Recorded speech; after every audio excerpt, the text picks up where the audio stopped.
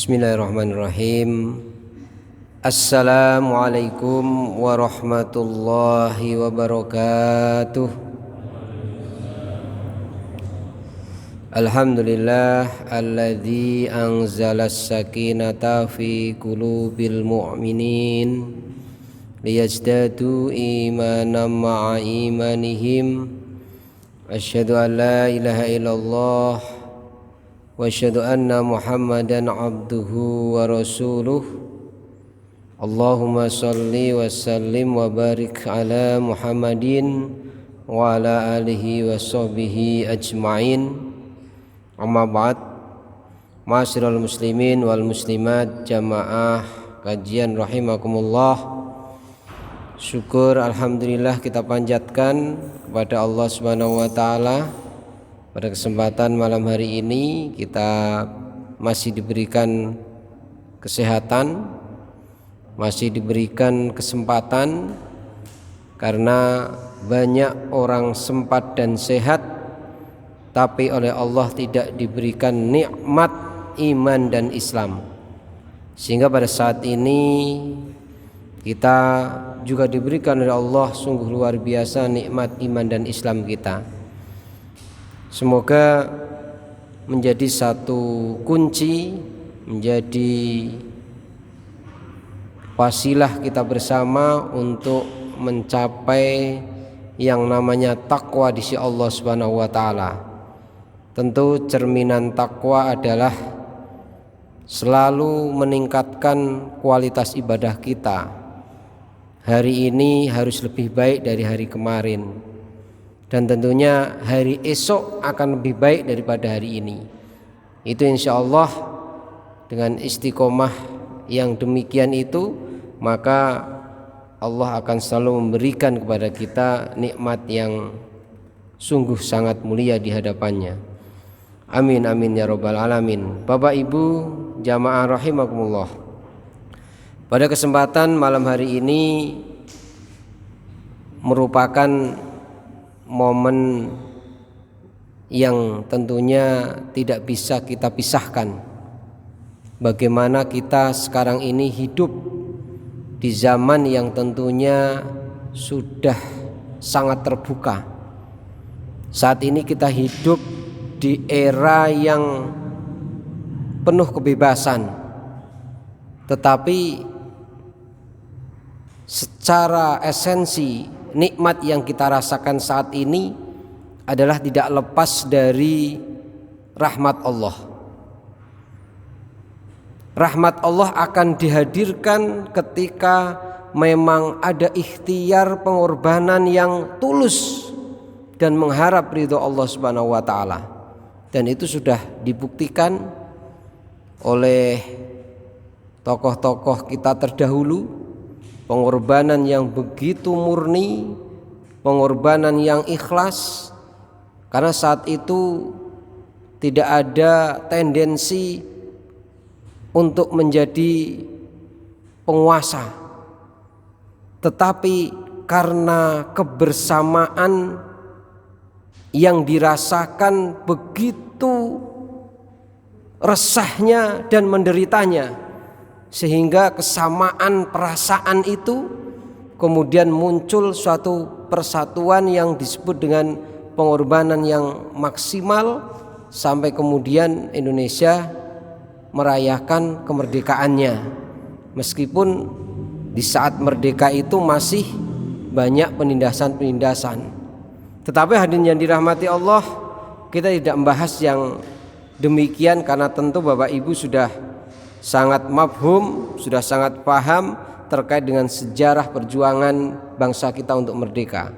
Tetapi yang lebih penting adalah bagaimana kita memaknai esensi dari kemerdekaan itu dalam pandangan syariat Islam, karena kita sebagai umat Islam. Ma'asyiral muslimin rahimakumullah, perlu menjadi kesadaran kita bersama bahwa kemerdekaan itu dimaknai sebagai satu kebebasan kita untuk berkeyakinan. Ya, itu yang salah satu yang menjadi satu pemahaman kita bersama.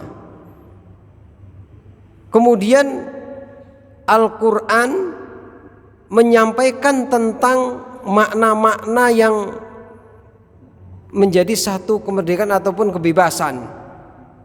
Oleh karenanya hadirin yang dirahmati Allah, pada kesempatan ini kami akan sampaikan paling tidak 3 hal ya, makna kemerdekaan dalam pandangan syariat Islam, yang tentunya ini semoga menjadi satu referensi, menjadi pemahaman kita bahwa menikmati kemerdekaan itu bukan hanya sekedar euforia, hanya sekedar kita merayakan hari ulang tahun kemerdekaannya, itu pun pada saat bulan Agustus, sehingga nanti kalau sudah memasuki bulan September orang sudah lupa akan kemerdekaan. Kenapa? Karena di bulan Agustus ini luar biasa bertubi-tubi kegiatan dari mulai tingkat RT, tingkat RW, tingkat kelurahan sampai barangkali tingkat kecamatan dan kabupaten. Nah, sehingga terasa betul kegembiraan merayakan kemerdekaan, terasa betul. Tetapi kalau sudah pasca dari bulan ini tentu kita sudah lupa lagi akan esensi dari makna kemerdekaan. Hadirin yang dirahmati Allah, salah satu Al-Quran menyebutkan tentang esensi dari kemerdekaan adalah terpancar melalui satu firman Allah di dalam surat Al-An'am ayat 76 sampai dengan 79. Allah Subhanahu wa taala berfirman, a'udzubillahi minasyaitonir rajim. Falamma janna 'alaihi lailu ra'a kaukaba qala hadza rabbi. Falamma afala qala la uhibbul afilin. Itu ayat 76. Nah, di dalam surat Al-An'am ayat 76, kalau kita baca dari ayat itu menyebutkan tentang bagaimana makna kemerdekaan dari kisah perjalanan spiritual Nabi Ibrahim alaihissalam. Kenapa demikian? Kenapa Allah mencontohkan perjalanan spiritualnya Nabi Ibrahim alaihissalam? Dalam hal ini adalah Nabi Ibrahim mencari keyakinan yang ia yakini bahwa Tuhan itu bukan patung. Yang disembah itu bukan patung yang dijajakan oleh ayahnya. Dia bikin patung, kemudian jajakan, kemudian disembah oleh orang-orang pada zaman itu. Dan itu sudah turun-temurun. Keyakinan beragama dari nenek moyang di zaman Nabi Ibrahim itu sudah turun-temurun. Tetapi oleh Allah digambarkan bahwa Nabi Ibrahim itu tidak yakin dengan agama yang dibawa oleh nenek moyangnya. Sampai kemudian Nabi Ibrahim alaihissalam saat itu menemukan bintang yang sangat luar biasa, bercahaya. Kemudian apa yang disampaikan oleh Nabi Ibrahim, bahwasanya beliau menyampaikan qala hadza rabbi, inilah Tuhanku. Nah, kemudian di ayat berikutnya ayat 77, Nabiullah Ibrahim di ayat itu falamma ra'al qamara bazighan qala hadza rabbi. Beliau melihat, nah ketika bintang itu ternyata hilang, kemudian Allah perlihatkan kepada Nabi Ibrahim itu komarun atau bulan yang lebih terang daripada bintang. Kalau bintang itu banyak di beberapa titik itu ya, Ini satu titik tapi meneranginya lebih terang daripada bintang. Maka kata Ibrahim menyampaikan di situ, beliau menyampaikan apa? Qala hadza rabbi, inilah Tuhanku. Tetapi ternyata bulan pun ikut hilang. Nah, disampaikan pada ayat berikutnya, falamma ra'a syamsa bazighatan qala hadza rabbi hadza akbar. Di situ setelah bulan hilang, beliau diperlihatkan matahari yang begitu bersinar, menghangatkan seluruh alam, bahkan sinarnya lebih terang. Ya, cahaya itu lebih terang. Ya, kalau bulan itu sedikit ada redup-redupnya, tapi matahari jauh lebih terang. Dan apa kata beliau? Dan ini lebih besar daripada sebelum-sebelumnya. Maka beliau menyatakan bahwasanya inilah Tuhanku, tidak mungkin yang kemarin-kemarin atau bintang maupun bulan. Tetapi ternyata matahari pun tenggelam pada saatnya. Maka saat itu di ayat berikutnya Allah Subhanahu wa taala gambarkan, ya, di ayat 79-nya ini, ya, inni wajjahtu wajhiya lilladzi fataras samawati wal arda hanifa wa ma ana minal musyrikin. Maka disampaikan bahwasanya apa? Di ayat 79 ini kemudian Allah perlihatkan petunjuk kepada Nabi Ibrahim menemukan Tuhan yang sebenarnya. Siapa? Inni wajjahtu wajhiya lilladzi fataras samawati wal ard. Bahwa Allah lah yang lebih pantas yang menciptakan dari bintang, termasuk bulan, matahari dan seluruh alam.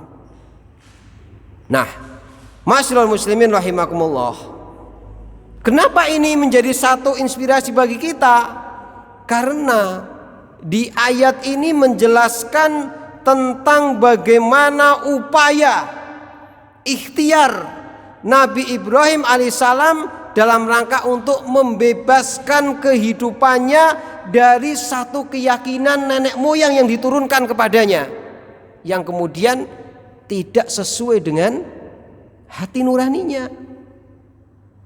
Karena saat itu memang belum ada agama yang kemudian beliau anut seperti sekarang hidup kita ini. Kalau sekarang enak nggih, kula panjenengan sami ini kan begitu lahir sudah ada yang mengumandangkan azan di kanan kirinya, ya, walaupun itu hanya satu tradisi kan itu, ya. Tetapi tujuannya adalah apa? Kita dari lahir itu sudah dikenalkan tentang asma Allah. Itu kan? Artinya nopo Bapak Ibu kang kula hormati? Karena memang orang tua nenek moyang kita sudah meyakini tentang dinul Islam. Maka kita sampaikan dari awal, tidak hanya sekedar kita sempat sehat, tetapi kita semoga bisa dikaruniai Allah memiliki yang namanya nikmat iman Islam. Sehingga apa? Islam kita ini bukan hanya sekedar Islam keturunan. Coba ketika kula panjenengan sami, ya, lahir simbahe orang tuane Kristen, apa panjenengan kemudian hidup besar kemudian menjadi Islam? Belum tentu. Artinya apa?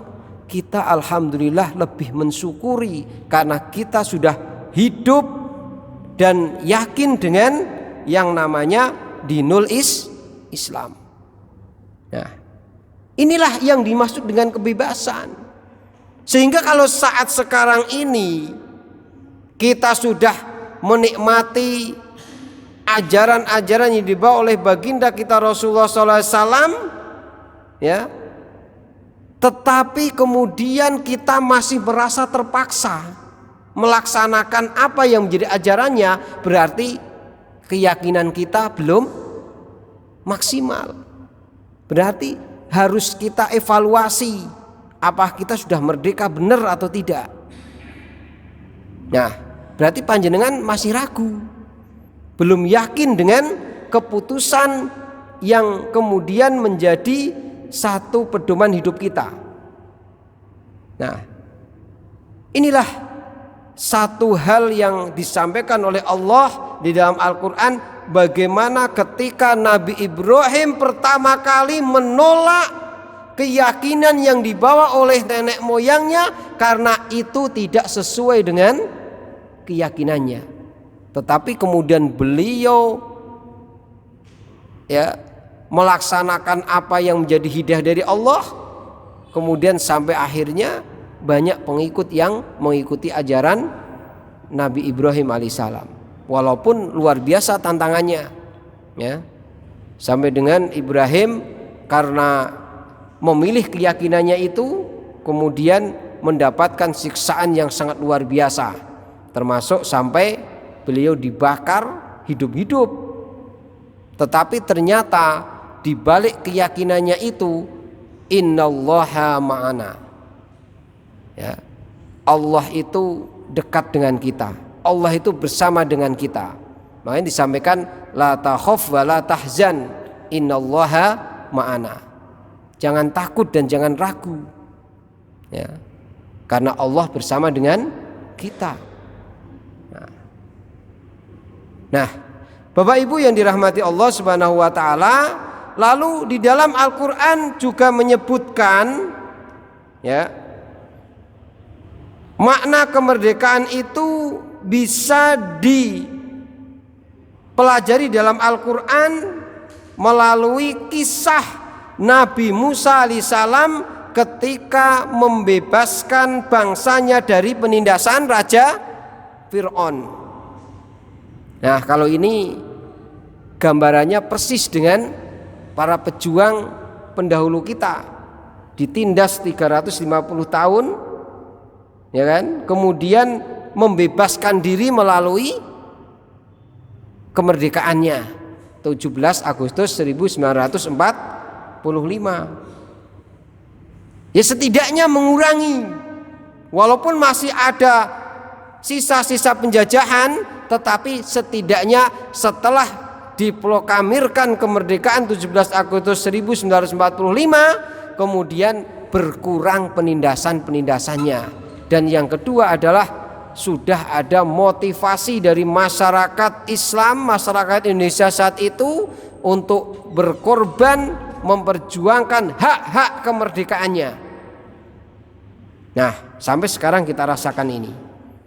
Nah, oleh karena itu dalam hal ini Allah sampaikan di dalam surat Al-Baqarah ayat 49. A'udzubillahi minasyaitonirrajim. Wa idz najjaynakum min ali fir'auna yasumunakum su'al adzabi yudabbihuna abna'akum wa yastahyuna nisa'akum wa fi dzalikum bala'um mir rabbikum adzim. Dan ingatlah ketika Allah menyelamatkan kamu Nabi Musa dari Fir'aun dan pengikut-pengikutnya, mereka menimpakan siksaan yang sangat berat. Termasuk siksaan yang sangat berat itu apa? Fir'aun saat itu menerapkan satu kebijakan yang tidak manusiawi. Setiap lahir bayi laki-laki langsung dikubur, bahasa ini disembelih, ini tidak tanggung-tanggung. Makanya ketika ada ibu-ibu yang sedang bunting, sedang hamil, itu langsung tentaranya Fir'aun itu berjaga-jaga 24 jam, apalagi detik-detik kelahiran. Jadi kalau lahir laki-laki langsung bayinya diambil, disembelih, sudah selesai. Tapi dalam ayat ini disampaikan dan membiarkan hidup anak perempuanmu. Jadi kalau yang lahir itu perempuan, seorang ibu itu tenang. Ya. Kalau saat itu kan memang semuanya serba tiba-tiba. Beda dengan sekarang ya. Kalau sekarang ini kan usia sudah sekian lama, masih lama untuk HPL ya. Lahirnya sudah tahu ya. Artinya oh ini laki-laki, ini perempuan. Kalau dulu itu sudah seperti itu, ya barangkali ibu-ibu itu sudah cerdas. Wah ini bakal anak kita laki-laki, bicaranya biar selamat. Dan ternyata saat itu yang dibisikkan oleh Allah itu adalah ibunya Nabi Musa. Kalau yang lain itu wis pasrah. Itu ya. Karena memang hidayah Allah itu memang luar biasa. Sehingga saat itu sudah diberikan petunjuk bahwa akan lahir seorang laki-laki, di mana seorang laki-laki ini yang akan menjadi nabi. Maka oleh Allah dibisikkan bahwa bagaimana menyelamatkan Nabi Musa saat lahir, sampai kemudian ibunya ini bersembunyi, menyelinap, tidak diketahui oleh salah seorang pun dari orang-orangnya Fir'aun. Kemudian sampai lahirlah, tetapi ketika lahir pun tidak mungkin untuk merawatnya, karena kemungkinan pasti akan ditemukan persembunyiannya, dan tidak tanggung-tanggung pasti akan dibunuh si Musa ini. Ya, sampai kemudian Allah memberikan pelajaran yang sangat luar biasa, diselamatkan Nabi Musa alaihissalam meskipun dirawat dalam kehidupan kerajaan, sampai akhirnya tumbuh dewasa dan kemudian menjadi musuh dari Raja Fir'aun yang ganas itu sendiri. Inilah satu kisah yang barangkali menjadi pemahaman bagi kita. Nah, kemudian yang demikian itu merupakan cobaan yang besar dari Allah Subhanahu wa taala. Maka kita kembalikan 350 tahun para pahlawan yang sudah memperjuangkan kemerdekaan kita ini, ya tentunya itu adalah cobaan yang sangat besar. Cobaan yang sangat besar yang diberikan Allah. Ketika memang lolos, kita nikmati sekarang ini. Nah, Bapak Ibu yang dirahmati Allah Subhanahu wa taala, kemudian pelajaran yang ketiga yang barangkali menjadi satu pelajaran yang sangat luar biasa berharganya bagi kita, sehingga kita bisa bersama-sama mengenang bagaimana perjuangannya, adalah dikisahkan Allah melalui keberhasilan Nabi Muhammad SAW, tentunya adalah dalam mengemban misi beliau menjadi nabi dan rasul. Nah, Bapak Ibu yang saya hormati, ini bisa kita pelajari di dalam surah Al-Maidah ayat 3. Ya. Dalam surah Al-Maidah ayat 3 itu disampaikan salah satu potongan ayatnya adalah al-yauma akmaltu lakum dinaku wa atmamtu alaikum ni'mati wa raditu lakumul islam madina. Yang tentunya ini adalah sebagai satu kesempurnaan yang diberikan Allah kepada Nabi Muhammad SAW setelah berhasil beliau lolos dari cobaan, godaan sebagai nabi dan rasul. Kemudian beliau diberikan kemuliaan oleh Allah berupa kesempurnaan adalah apa? Untukmu yang namanya dinul Islam. Makanya hanya Allah meridhoi di dalam agama itu agama Islam. Nah, Bapak Ibu yang dirahmati Allah Subhanahu wa taala, tetapi hadiah yang diberikan Allah untuk kita sebagai umatnya Rasulullah itu tidak hal secara cuma-cuma. tetapi melalui pengorbanan dari Rasul kita yang sangat luar biasa. Kenapa? Karena Rasulullah Shallallahu Alaihi Wasallam ya, ketika beliau diuji coba, bahasanya ya, diberikan cobaan oleh Allah, lolos atau tidak itu ya, beliau itu diutus ke muka bumi ini sebagai nabi dan rasul yang kemudian di tengah-tengah masyarakat Arab yang jahiliyah. Bisa panjenengan kira-kira membayangkan ketika saya atau panjenengan dikirim ke suatu pelosok daerah yang di situ adalah komunitas jahiliyah. Tidak hanya sekedar mereka ini bodoh ya. Bodoh itu bukan bodoh dari segi menghitung, bodoh dari segi perdagangan, bukan. Orang Arab itu cerdas-cerdas dalam berdagang. Tetapi apa? Jahiliyah dalam perilaku kesehariannya. Ini yang menjadi satu tantangan. Makanya kalau barangkali kita hidup di komunitas orang awam, itu akan lebih masuk dibanding dengan orang yang sudah punya keyakinan yang kuat terhadap salah satu pemahaman, kemudian kita dihadirkan untuk mengubah dari kebiasaan-kebiasaan itu sangat-sangat sulit. Itu yang dihadapi oleh baginda kita Rasulullah sallallahu alaihi wasallam. Nah, di saat orang-orang Arab itu jahiliyah, apa yang dialami oleh baginda kita Rasulullah? Ada 3 kondisi yang dihadapi yang sangat luar biasa. Yang pertama yang dihadapi oleh baginda kita Rasulullah adalah menghadapi yang dinamakan disorientasi kehidupan. Maksudnya apa Bapak Ibu? Maksudnya adalah orang Islam saat itu, pengikut-pengikut Rasulullah dan ya, itu adalah dalam kondisi mentalnya sangat terancam. Jadi dari segi jiwanya. Kenapa demikian?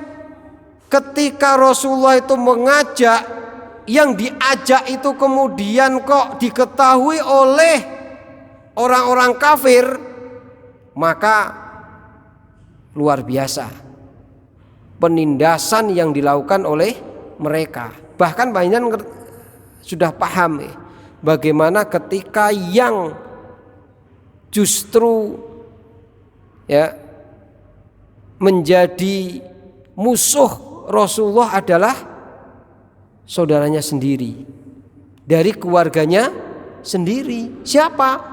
Pamannya Abu Lahab, Abu Jahal itu ya. Itu adalah tokoh-tokoh kafir Quraisy yang kemudian karena Rasulullah itu mengajarkan tentang agama yang berbeda dari nenek moyang, sampai kemudian memusuhinya dan tidak segan-segan. Saat itu pengikut-pengikut Rasulullah semuanya diancam.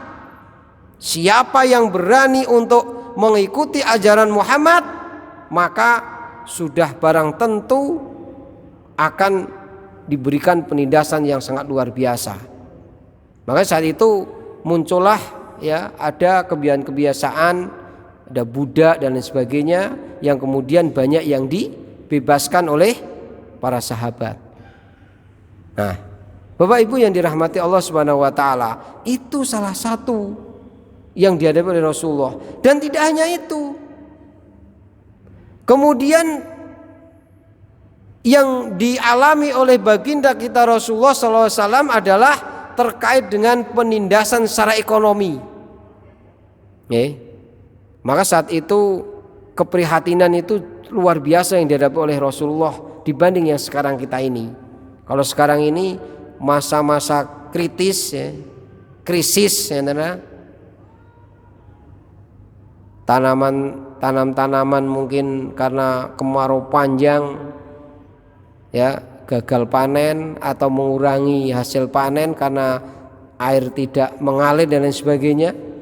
Bahan-bahan pokok setiap hari selalu melonjak, ya. Bahkan terkadang yang dialami lagi lebih parah adalah apa? Income-nya itu menurun, tapi pengeluarannya semakin besar. Nah, ini yang terjadi. Tetapi perlu kita pahami, di zaman Rasulullah itu justru ekonomi sangat dirasakan. Bahkan pernah Rasulullah dan para pengikutnya itu pernah diembargo oleh orang kafir. Napa niku embargo? Yaitu diputuskan terkait dengan kerjasama ekonomi. Orang-orang Islam, orang-orang Muslim itu tidak lagi boleh berbelanja di pasarnya orang-orang komunitas kafir. Padahal saat itu yang menguasai perdagangan adalah orang-orang tokoh kafir, kafir Quraisy. Sehingga saat itu banyak orang-orang Muslim pengikut Rasulullah sampai kemudian kelaparan yang sangat luar biasa. Nah, ini sekali lagi juga pernah digambarkan di dalam satu yang namanya perang Parit, perang Parit. Di dalam kisah perang Parit ini kan sudah tidak boleh umat Muslim itu melewati dari parit yang sudah dibuat. Itu bahasanya itu perang tapi tahan-tahanan, sing kuat, sing sabar, sing menang. Maka saat itu napa? Dengan perbekalan yang terbatas, Islam saat itu sudah berkomitmen, ya kan? Kemudian apa? Bersabar sampai kemudian datang pertolongan Allah. Sampai musuhnya ini diberikan oleh Allah ini ada yang namanya badai pasir. Sampai kemudian musuhnya ini sudah satu demi satu kemudian pergi meninggalkan perkemahannya. Nah, saat itulah Islam mulai terbebas dari yang namanya terkait dengan ekonomi ini. Sampai segitunya, ya. Bahkan ketika sahabat itu menemui Rasulullah dalam perang Parit itu, ya, salah satu sahabat mengatakan, ya Rasulullah, ini bagaimana? Seluruh orang-orang Muslim sudah pada kelaparan, ya. Kemudian Rasulullah membuka bajunya, diperlihatkan oleh sahabat itu apa? Beliau mengganjalkan 2 kerikil di perutnya. Sahabat sudah paham. Ketika Rasulullah itu mengganjalkan kerikil di perutnya, itu tandanya Rasulullah lebih lapar daripada sahabat-sahabatnya. Nah, inilah. Kalau sekarang kan memang terbalik, harusnya kan terbalik, ya. Kalau dulu itu Rasulullah lebih menderita dibanding rakyatnya. Artinya apa? Bahwa ini menjadi satu bukti bahwa Rasulullah itu merasakan betul apa yang dirasakan oleh kaumnya. Bahkan lebih dari itu. Kalau tidak seperti itu, apa? Rasulullah sampai habis seluruh hartanya. Kita bisa bayangkan Rasulullah di usia 25 tahun itu sebagai pengusaha yang sukses. Karena memang dari usia remaja sudah berbisnis. Menikahi di usia 25 tahun, menikahi janda kaya yang namanya Khadijah. Apa enggak cukup hartanya? Kalau dimakan Rasulullah dan Khadijah, tidak akan habis 7 turunan. Tapi nyatanya apa? Rasulullah hartanya ludes. Ya. Untuk siapa? Untuk dakwah di jalan Allah Subhanahu wa taala. Maka ketika rakyatnya ini, kaumnya ini kemudian merasa kelaparan, Rasulullah jauh lebih lapar daripada kaumnya. Inilah Bapak Ibu yang dirahmati Allah, yang dirasakan oleh baginda kita Rasulullah dalam rangka bagaimana agar umat Islam itu kemudian masih utuh, bahkan bertambah tidak habis. Tapi kalau saat itu tidak punya pemikiran ada perang parit, ya kan, maka habislah. Bahkan kondisi yang dialami Rasulullah itu juga kondisi yang paling hebat adalah terkait dengan kezaliman sosial yang tidak berperi kemanusiaan. Nah, itu tadi orang-orang yang setia mengikuti Rasulullah itu tidak tanggung-tanggung, habisi semuanya, sampai kemudian Rasulullah memutuskan untuk pindah ke Yasrib, hijrah ke Madinah. Dan tidak cukup itu, kezaliman orang-orang kafir Quraisy ini adalah apa? Terus merongrong agar Rasulullah dan para pengikutnya kaum muhajirin ini ditolak oleh orang-orang Madinah. Dengan apa? Memberikan surat, di situ menyebutkan dan menjelaskan bahwa Muhammad ini perusuh, Muhammad ini tidak benar, Muhammad ini pembawa agama sial dan lain sebagainya. Sampai akhirnya dihabis-habisi semua. Fitnah itu luar biasa. Tetapi karena Allah Subhanahu wa taala sudah memberikan pertolongannya, ya, maka di situ sudah digambarkan oleh Allah bahwasanya kezaliman yang dilaksanakan, digencarkan oleh orang kafir Quraisy kemudian terbantahkan dengan kebenaran-kebenaran Allah Subhanahu wa taala melalui Rasulullah dan para sahabatnya. Bapak Ibu ingkang kuhormati, inilah ya, kemudian Allah memberikan nikmat yang sangat luar biasa melalui firman di dalam surah Al-Maidah ayat 3 tadi. Nah, Bapak Ibu ingkang kita hormati, maka merdeka itu artinya adalah kita terbebas dari tekanan pihak lain. Artinya apa?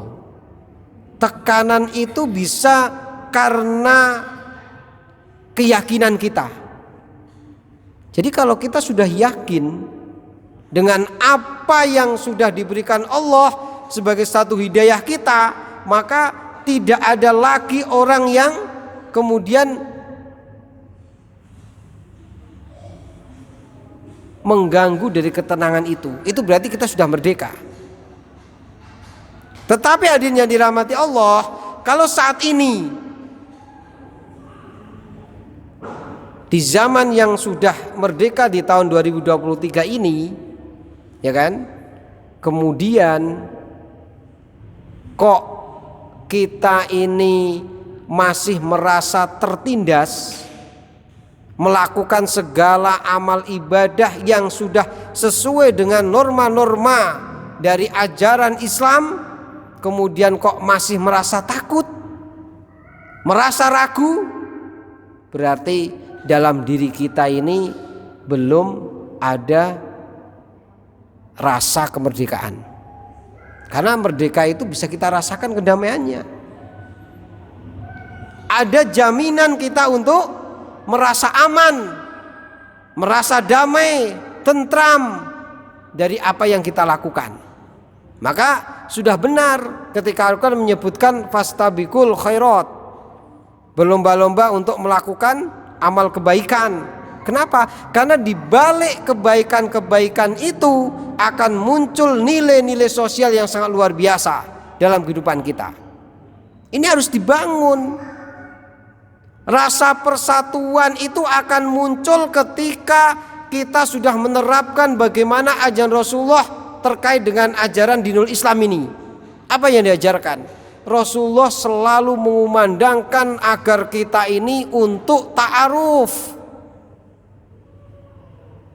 selalu mengajarkan kita untuk saling mengenal satu dengan yang lain. Tidak hanya sekedar kita mengenal dalam satu keluarga kita, ya, tidak hanya sekedar satu lingkup di tetangga kita, mungkin meluas lagi ke tingkat RT, RW, kelurahan gitu ya. Tetapi ta'aruf itu dimanapun kita berada itu selalu diterapkan. Kita untuk saling mengenal. Maka akan timbul, kalau sudah kita ta'aruf, mengenal, maka kemudian akan timbul yang namanya tafahum, saling memahami satu dengan yang lain. Sehingga apa? Kalau sudah saling memahami itu, maka akan muncul dengan berbagai hal kebaikan. Inilah Bapak Ibu yang dirahmati Allah. Semoga sekali lagi kita terbebas dari segala bentuk yang namanya tekanan-tekanan yang menjadikan kita jauh dari Allah. Maka semakin hari semakin kita harus dekat dengan Allah Subhanahu wa taala. Demikian yang bisa kita sampaikan memaknai rasa syukur kita akan kemerdekaan ini. Nasrun minallah fathun qarib, billahi taufiq wal hidayah. Wassalamualaikum warahmatullahi wabarakatuh.